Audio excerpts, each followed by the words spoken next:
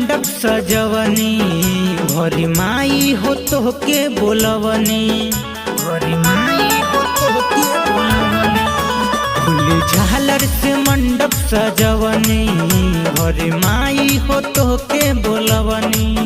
रौरे आसन सजा के दिल में असरा लगा के, रौरे आसन सजा के दिल में असरा लगा के, हम तो के बोलैनी माई। कके आई हंस के सवारी माई, बेटवा के अपन दुआरी माई। कके आई हंस के सवारी माई, बेटवा के अपन दुआरी माई।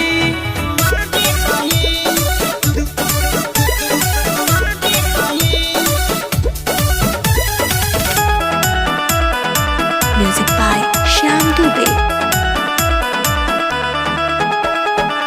विद्या के देवी हौ सुर के दाता, आई न घरे हमरा ही सरदे माता। श्रद्धा से कर माई तोहरो पूजन हो, हर साल मूर्ति अपना घरे धर्म हो। विद्या के देवी हौ सुर के दाता, आई न घरे हमरा ही सरदे माता। श्रद्धा से कर माई तोहरो पूजन हो, हर साल मूर्ति अपना घरे धर्म हो। जनी करी माई देरी अपना बेटवा के बेरी, जनी करी माई देरी अपना बेटवा के बेरी। सुतल भगिया जगाई माई, कके आई हंस के सवारी माई, बेटवा के अपन दुआरी माई। कके आई हंस के सवारी माई, बेटवा के अपन दुआरी माई।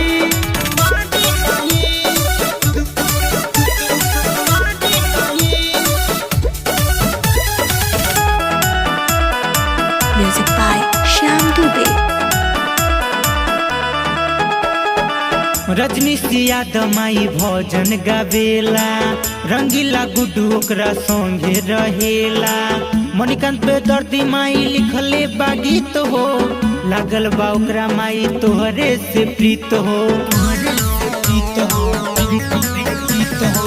रजनी सियाद माई भजन गावेला, रंगीला गुड्डू ओकरा संगे रहेला। मणिकांत पे दर्दी माई लिखले बा गीत हो, लागल बा ओकरा माई तोहरे से प्रीत हो। आई बेटा के दुआरी कके हंस के सवारी, आई बेटा के दुआरी कके हंस के सवारी। सुतल भगिया जगाई माई, कके आई हंस के सवारी माई, बेटवा के अपन